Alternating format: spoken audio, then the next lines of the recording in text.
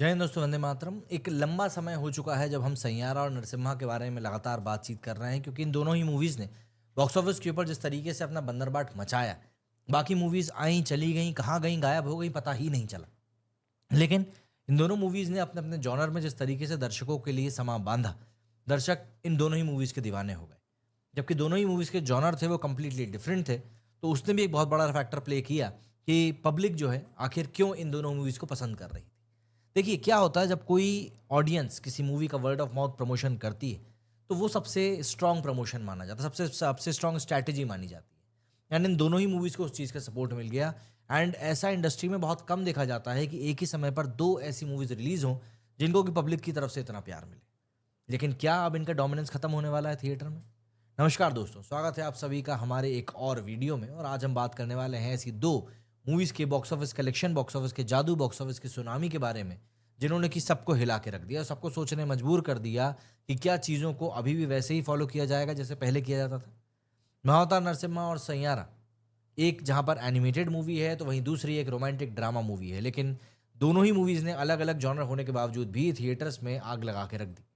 India में चाहे world wide में इनका क्रेज़ अलग ही लेवल पर चल रहा है। इनका आज की तारीख में इतना बड़ा हो जाना अपने आप में बताता है कि इंडियन ऑडियंस वाक़ई में सिनेमा को आज भी पसंद करती है। लेकिन क्या आज इनका आखिरी बड़ा दिन है? ये बड़ा सवाल उठ रहा है, क्योंकि कल कूली और वॉर 2 का मेगा क्लैश बॉक्स ऑफिस के ऊपर होगा। प्लस ऑडियंस ने आखिर क्यों इनको इतना सराखों पर रखा, क्यों इतना प्यार दिया और कौन से फैक्टर्स थे जिसने कि इसको हिट बनाने में इतना बड़ा फैक्टर अपना कंट्रीब्यूशन दिया है। और क्या बॉलीवुड एक बार फिर से सैयारा जैसी कुछ मैजिकल ड्रामा बना पाएगा? क्योंकि धड़क 2 से काफ़ी ज़्यादा उम्मीदें थी, बट वो उन कसौटियों के ऊपर खरी नहीं उतर पाई। इन सब चीज़ों के ऊपर बात करेंगे, लेकिन शुरू करने से पहले आप वीडियो को लाइक ज़रूर करें, शेयर करें, चैनल को सब्सक्राइब ज़रूर करें। सबसे पहले देखते हैं इन दोनों ही मूवीज़ के बॉक्स ऑफिस कलेक्शंस के बारे में, बॉक्स ऑफिस नंबर्स को।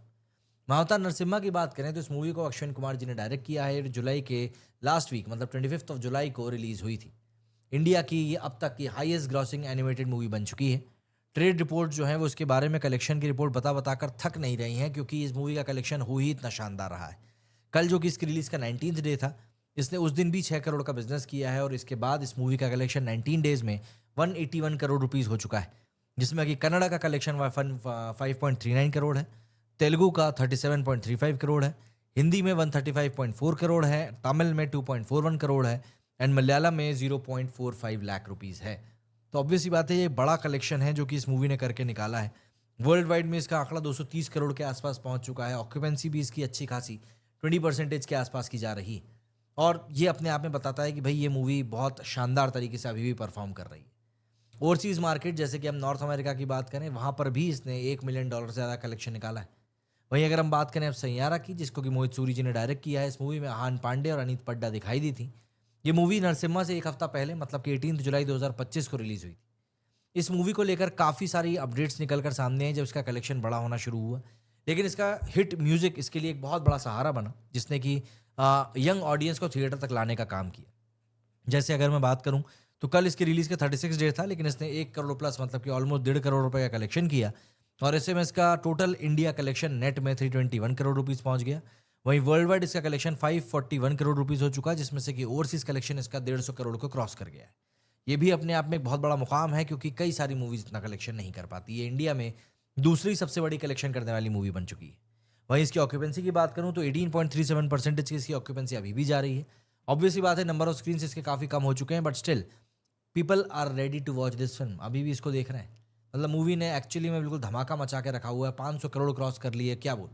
2025 की सेकंड हाईएस्ट ग्रॉसिंग मूवी बन चुकी है, जस्ट आफ्टर छावा। और दोनों ही फिल्म्स ने बॉक्स ऑफिस पे अपना अलग ही झंडा गाड़ा है। दोस्तों, अब सवाल ये है कि क्या आज 13 अगस्त को ये दोनों फिल्में आखिरी बार बॉक्स ऑफिस के ऊपर बड़ा धमाल मचाएंगी? देखिए, कल से 14 अगस्त 2025 को, इंडिपेंडेंस डे से एक दिन पहले, वीकेंड पर कूली और वॉर 2 का बड़ा क्लैश होने वाला है। कूली का एडवांस बुकिंग कलेक्शन बहुत तगड़ा चल रहा है और वॉर 2 का एडवांस बुकिंग कलेक्शन भी पीछे नहीं है। मतलब कूली तो वर्ल्ड वाइड 60 करोड़ से भी ज़्यादा का कलेक्शन कर चुकी है एडवांस बुकिंग। तो ऐसे में ये दोनों फिल्म्स स्क्रीन्स और ऑडियंस को कहीं ना कहीं अटेंशन अपनी तरफ खींचेंगी। सैयारा ने जहाँ पर अपना ग्राउंड अभी तक बना के रखा हुआ है, वहीं पर महाअवतार नरसिम्हा भी पीछे हटने को तैयार नहीं है। 6-6 करोड़ का कलेक्शन वो अभी भी करके निकाल रही है। लेकिन कल से स्क्रीन काउंट ऑब्वियस सी बात है कम होगा। ट्रेड एनालिस्ट का कहना है कि इनका स्ट्रॉन्ग वर्ड ऑफ माउथ इनको स्टडी रखने की कोशिश ज़रूर करेगा, स्पेशली महाअवतार नरसिम्हा।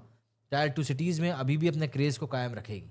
लेकिन सवाल ये है कि क्या ये दोनों मूवीज़ अपने अपने जॉनर में एक और कीर्तिमान, चाहे 250 करोड़ का हो, चाहे 550 600 करोड़ का हो, उस आंकड़े को पार कर पाएँगी? ये क्लैश डिसाइड करेगा कि ये दोनों मूवीज़ कितनी चल पाती हैं। अब सवाल ये आ जाता है कि आखिर एक मूवी जहाँ पर पौराणिक कथा के ऊपर बेस्ड मूवी थी और दूसरी रोमांटिक ड्रामा मूवी थी, दोनों ही अलग-अलग जॉनर में बनी हुई मूवी थी, उसके बाद भी ऑडियंस ने दोनों मूवीज़ को दिल से कैसे अपना लिया? देखिए, ये सवाल मेरे को बहुत कमेंट में आया है और उसका मैं सिंपल सा जवाब दूँगा। सबसे पहली वजह तो थी इमोशनल कनेक्ट।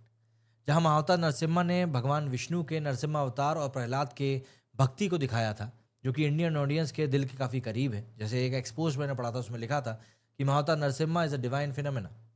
वहीं सैयारा की जो प्रेम भरी कहानी थी, हार्ट ब्रेक का, सैक्रिफाइस का, उसने हर एक एज ग्रुप को टच किया।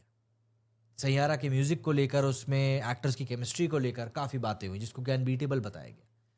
एक और शब्द इनके लिए आ जाता है और वो है पब्लिक का वर्ड ऑफ माउथ, जो मैंने आपको पहले भी कई बार बताया है। दोनों फिल्मों ने लो एक्सपेक्टेशंस के साथ में शुरू किया था, लेकिन ऑडियंस रिव्यूज़ ने इसको स्काई रॉकेट कर दिया। महाअवतार नरसिम्हा का सेकंड वीकेंड 34 करोड़ का था और सैयारा ने थर्ड वीक में करीब 106 करोड़ रुपए कमाए। दोनों ने ऑथेंटिसिटी और रिलेटेबिलिटी का से सबका दिल जीत लिया, डिस्पाइट अलग-अलग वाइब्स। एक फैक्टर और आ जाता है इसमें और वो है कि कौन से ऐसे फैक्टर्स थे जिसने इस मूवी को सुपरहिट बना दिया।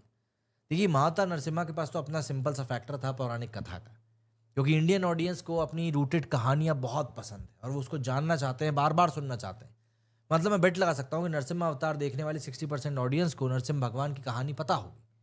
इसके अलावा एनिमेशन क्वालिटी भी इस मूवी की बहुत ज़्यादा टॉप नॉच थी। हिमालय फिल्म्स ने सिर्फ 15 करोड़ के बजट में वर्ल्ड क्लास एनिमेशन पब्लिक के सामने रखा, जिसको कि हिंदुस्तान टाइम्स ने इंडियन एनिमेशन का नया बेंचमार्क बोल दिया। एक फैक्टर और आ जाता है और वो है पैन इंडिया रिलीज। देखिए, महाअवतार नरसिम्हा कहीं ना कहीं पैन इंडिया लेवल पर रिलीज हुई, काफ़ी सारी लैंग्वेजेस में इसको देखा गया, तो इसने इसको हर रीजन तक पहुंचाया और हिंदी बेल्ट अकेले में ही इसने 135 करोड़ का बिजनेस कर लिया। सैयारा के लिए कहीं ना कहीं उसकी इमोशनल स्टोरी टेलिंग एक बहुत बड़ा हिट पॉइंट रही। मोहित सूर्य का सिग्नेचर स्टाइल था, आहान पांडे और अनीत पड्डा की फ्रेश केमिस्ट्री ने कहीं ना कहीं सबका दिल जीता। एक पॉइंट और आ जाता है और वो है इसका म्यूजिक। सॉन्ग्स जैसे कि चार्ट बस्टर्स बन गए और एक्स पे इसके रिव्यूज थे कि Saiyaara's music is its soul. Smart marketing भी एक बहुत बड़ा फैक्टर थी। यशराज फिल्म्स ने ट्रेलर्स और डिस्काउंटेड टिकट से बज़ क्रिएट किया, boosting footfalls in smaller towns. दोनों फिल्म्स ने कंटेंट और स्ट्रेटजी से गेम को बदल के रख दिया। अब ऐसे में बात आ जाती है कि अगर ऐसी सिनेमा बॉलीवुड में बन सकता है तो उसको रिपीट क्यों नहीं किया जाता। देखिए, बॉलीवुड के साथ एक दिक्कत है कि जब भी उनको कोई एक जॉनर चलता हुआ दिखता है ना, चाहे वो देशभक्ति का हो, बायोपिक्स का हो, वो लोग ना उसको छोड़ते नहीं हैं और लोग हो जाते हैं बोर। सैयारा ने दिखाया कि रोमांटिक ड्रामाज अभी भी क्राउड पुलर्स हैं, लेकिन कंडीशन है।